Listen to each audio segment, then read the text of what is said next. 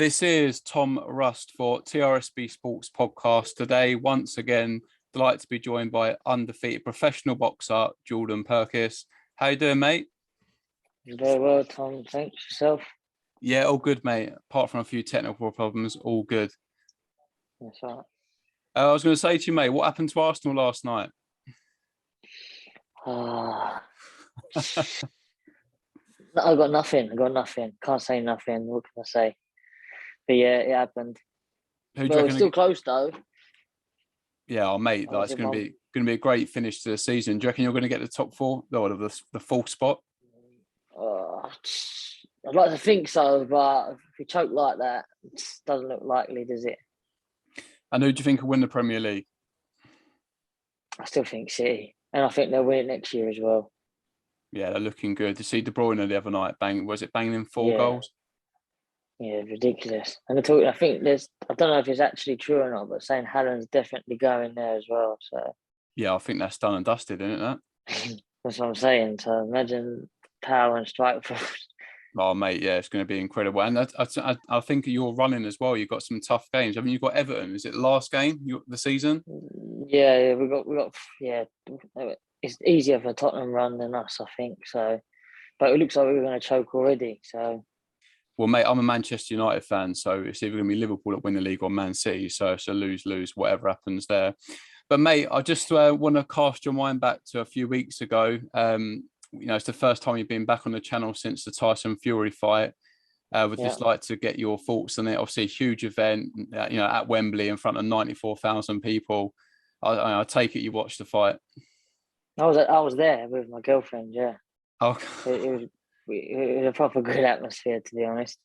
I got videos, and I knew it was going to be good, but for the way it was, it exceeded my expectations. What was the atmosphere like in there?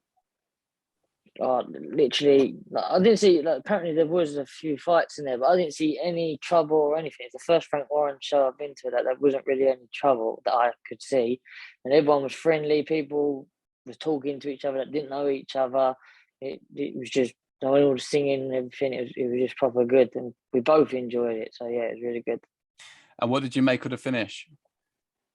It was expected, wasn't it? I thought it was expected. Obviously, everyone thinks that the power and everything, but he's prone for an uppercut, and it was an uppercut that took him out.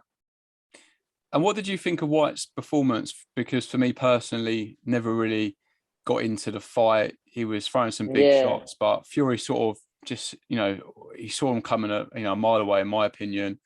What did you make of Whyte's performance on the night?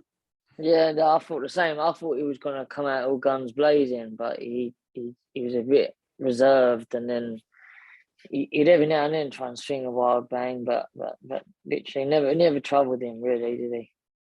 No, it looked like a comfortable night for Fury in the end, but he always seems to turn it on the big occasion. Do you think anyone beats him? Because there's lots of talk now. He says he's retired. Everyone thinks he's going to come back, but do you feel like he needs to beat Anthony Joshua or Usyk to go down as the best heavyweight of this era? Definitely, in my opinion, he will need to hold all the belts at one time. If he holds all the belts at one time, then he's definitely done everything that he says. I know he's won the belts in different times, but for me, if he has them all at one time, then retires, then I feel like that'd be the best option, the best thing he could do. Do you think we'll see him fight again? I'd love to see him fight Usyk for all the belts. I think Usyk would beat Joshua again, and then if he fights him, I still see him winning, but at least then we've seen him beat the best to get the best, and then be having all the belts and everything done. Then he can go, right, everyone else fight for him. It's just incredible, though, isn't it? When you go back a few years when he was out of the ring, I think he was like 10 stone overweight. Mentally not in a very good place, taking drugs. It's been well documented, considering where he is now. Yeah, 100%. And it's a big accomplishment, that in itself, and the fact that he's managed to put everything like that behind him and then dig deep. For a big man, he can run. He's still training now. There's still videos of him in the gym running and training. So he's got that drive still there. But I don't see if he does give up.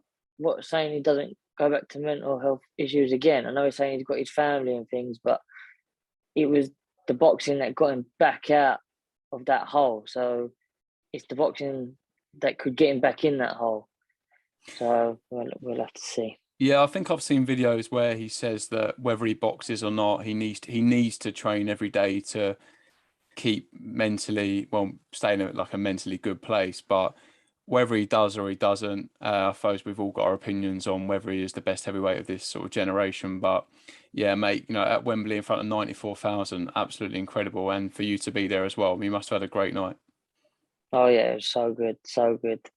Yeah, it was a proper good atmosphere, good venue, everything was well. So yeah, and I'm glad I got to be a part of it. If it is his last fight, at least I got to be a part of it.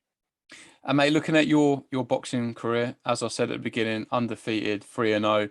I just before we come on to your fight in June the 4th in Brentwood, how do you reflect on the start of your boxing career? Uh, yeah, I've improved massively. I get told all the time. People come to the gym. A lot of people are surprised I've only had three. I dedicate and train hard. I live and sleep boxing now. So if I don't improve, then there's definitely something wrong. But yeah, I see it just going up and up from here. So And what are the things that you have improved on from your first professional fight to where you are now? seeing on my shots, movement, anticipating what he's going to do, inspiring. I'm putting off things that like Will, whatever the communication between me and Will is so good. Like the relationship we've got, anything he says, I will do, and he's just getting better and better, inspiring. You'll hear him say something, I will do it. If it doesn't work, at least we've tried it and we can move on and do something else. But yeah, everything's going well. And I know talking to you after your last fight, I know you was sort of put down for the first time in your career. I think, your ego was hurt more than you were that night. But have you sort of moved on with, got past that? I know you was quite disappointed about that on the, when I spoke to you after the fight. Have you sort of moved past that now? Yeah. A lot of people have told me they've watched it back. If you watch it in slow motion, the things that I did wrong. If I didn't have raised my foot, I wouldn't have gone down. It never hurt. I've been hit bigger shots in sparring and things like that. So I know it was just a one-off, and yeah, I'm over it now. Yeah, I suppose that, there's going to be ups and downs throughout your boxing journey. So at the moment, mate, you're talking about training and sort of being dedicated and working hard. What does a stereotypical day look like for you at the moment? So for tomorrow I've got sparring, but today I had circuit training today, skipping circuit, bag circuit, and ab circuit. I've got rest tonight because I'm sparring tomorrow. But then yesterday we had just strength and conditioning, and then I did 10K. Tuesday we have a team 10K, like everyone runs together, and then Mondays I'll do training with Will at the gym, and then I'll run in the evening, and then same on a Wednesday. Mate, that sounds absolutely brutal. No, basically, you get used to it. You get used to it at first, like when you're all fat, and it's like, oh. But once you get used to it, the weight starts coming off, and then it just becomes routine. And then obviously Sunday's a rest day. And talking about your 10K run, obviously running with, your stable, how competitive is that run between you lot?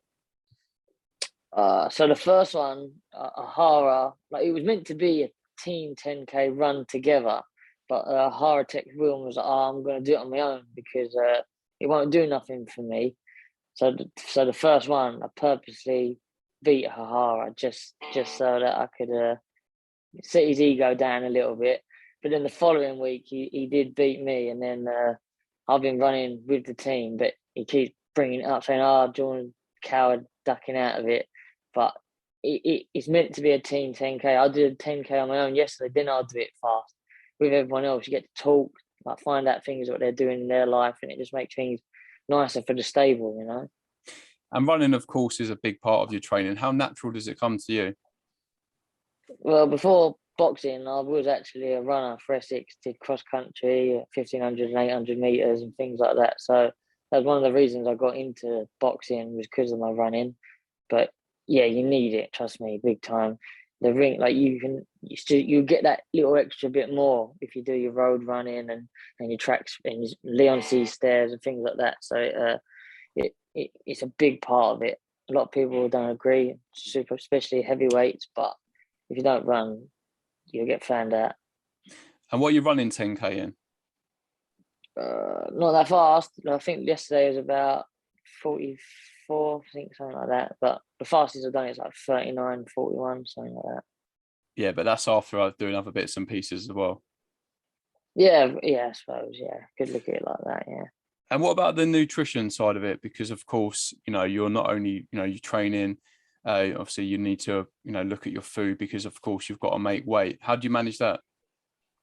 I do like intermittent fasting pretty much. So I'll eat between 8:30 and 2:30. I'll have my 3 meals. I'll have my coffees and my smoothies and obviously my BCAA waters and things. So I get everything in, and then I have that gap of about 15 hours, and then wake up and then repeat as well as training. So I still get my 3 meals in to make sure that I'm not drained or unhealthy. 100%, mate. And mate, coming on to the 4th of June, as I mentioned, you're going to be fighting in Brentwood, Brentwood Centre in Essex.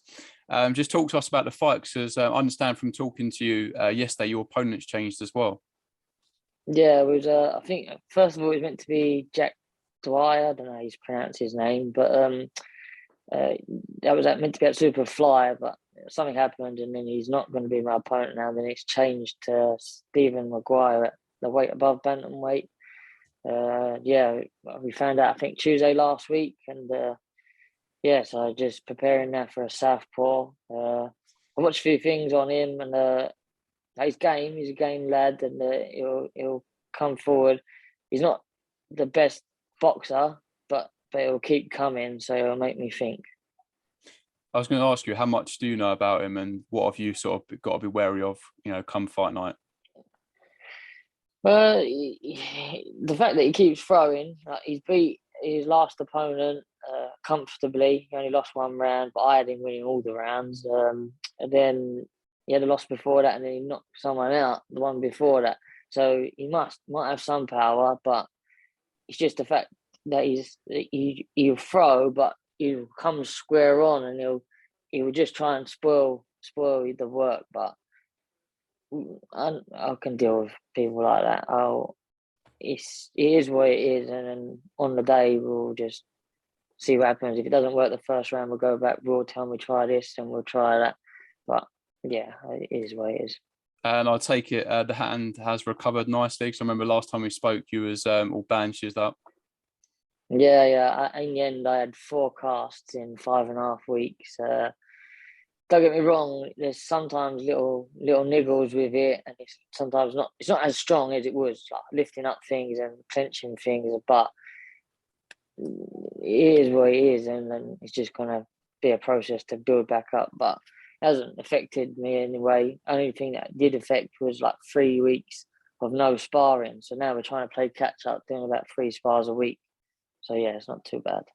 And when we first had you on the channel, you was quite clear about sort of the direction you want to go, and you want to sort of move quickly, progress along nicely. How happy are you where you are, at this point in your boxing career? I'm very happy with myself and how quickly I'm moving. I'm not so happy with other people. For example, Jack and Paul. I can't believe they drew. Like that's put a little halt in the pathway, because now they're fighting in July, so I could potentially have another fight before I even meet one of them. So it's just it's a bit annoying that it's happened. It is what it is, but obviously more experience is only going to make them probably more worried, because I'm getting more and more before I even meet them. So, but yeah, obviously it's still the exact same pathway that we want. We want to move quickly. We want to get titles as quick as we can. So hopefully one of them win this time round. Yeah, for your sake, mate. And given the opportunity, would you, be interested in going to watch their fight? Because of course, you might get the winner. Is that something that you would look to do, or is that not something that you're overly worried about, or you're more than content just to watch it on a platform once it's all said and done? I'm not really fast, I'd watch it live. I'd watch it at home. It's not just like obviously it's hard because I don't want to go on my own. So I would want someone to come with me, and not no disrespect to them, but like my friends ain't gonna go and watch him because they don't even know who he is. You know what I Yeah, mean? yeah. So it's a bit like I've got to try and find someone that wants to go. If no one wants to go, then I'll just watch it on telly or on YouTube or whatever. And I know that you've done many rounds with Jack Hughes in sparring. I don't think you've sparred Paul Roberts, but I No, think I've asked you before. But if you was to fight either of them, that Jack Hughes to start with, you've shared sparring. I know sparring is not fighting, but probably the closest thing to it. How do you see that fight going? like personally, like I do like Jack, and personally now, like knowing, like now I'm doing strength and conditioning weekly, I can feel more power, and I was already powerful. So in 8 ounce gloves, I genuinely do think I'd stop Jack, honestly. But like I'm not trying to be horrible because I do like him, and but in 8 ounce gloves, I do genuinely think that I'd stop him. And not so much. I don't know about Paul. I don't know what he's how durable he is. I don't know what sort of style he is. He's changed. He's improved massively, and that camp must have done wonders for him. He needs to bring that same energy and a little bit more if he wants to get the decision comfortably this time round. But I know that Jack's going to be putting everything into this because he just turned 30. I think it was yesterday, was his birthday. So he needs it's now or never really for him. So Yeah, I was speaking to Carl from Boxing Royalty, and I said to him, I think it's fair to say that after speaking to Jack Hughes before the first Paul Roberts fight, where he wants to go in the sport, I think he needs to come away with a victory because where does he go if he loses that fight? that's exactly that. Where does he go? He's got an option is to go down in weight because he can't go up. He's not strong enough to go up.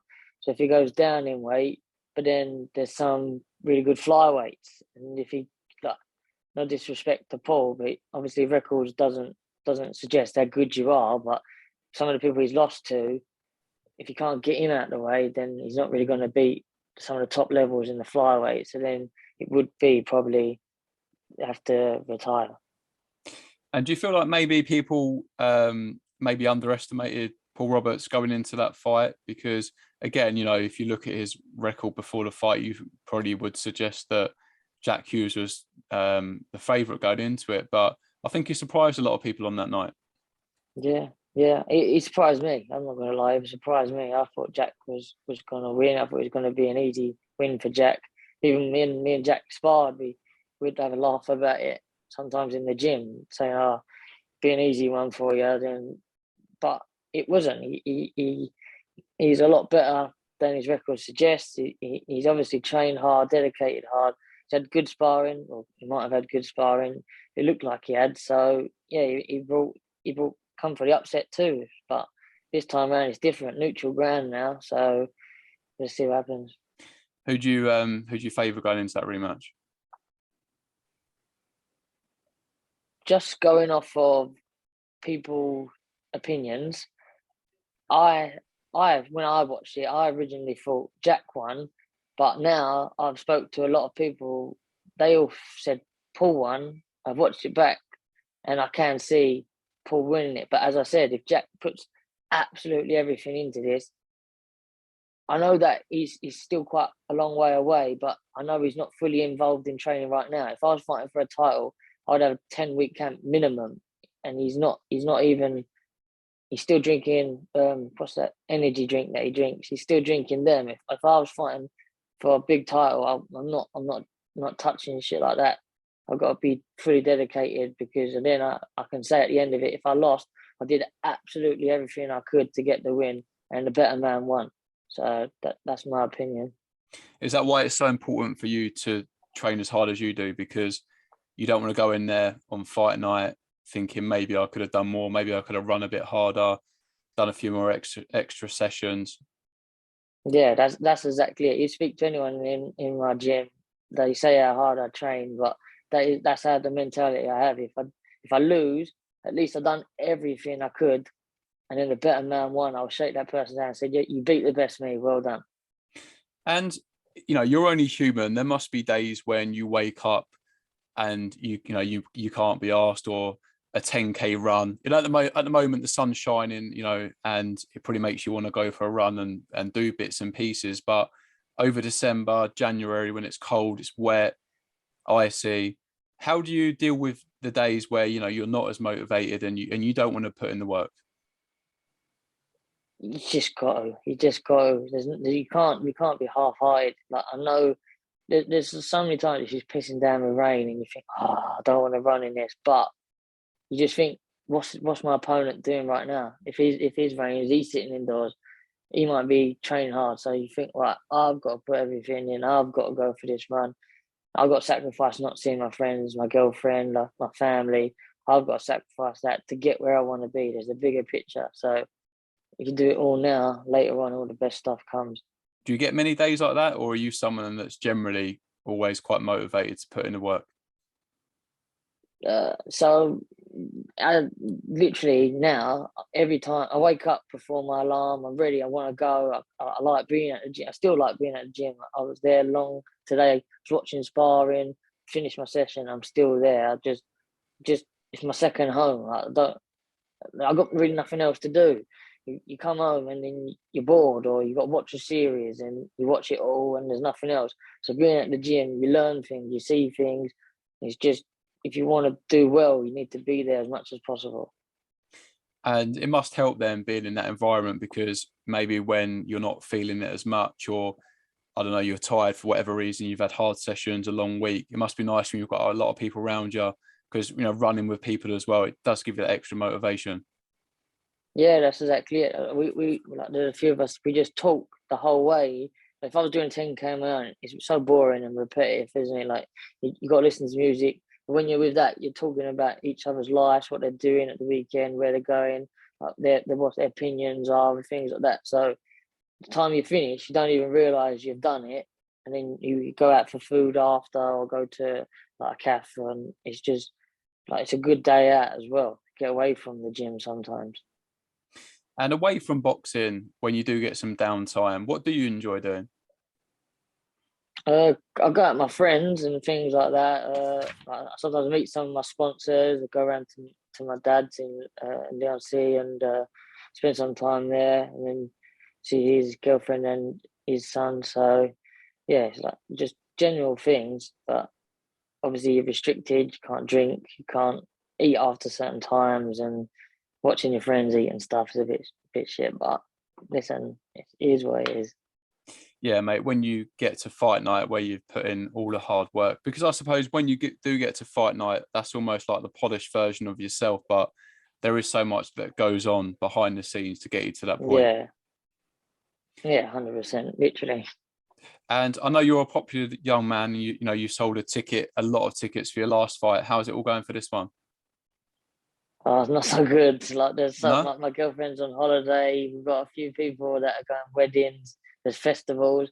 I've still done, like, not bad amount, but nowhere near as much as last time. So, but yeah, it's still going. There's still people on the fence, and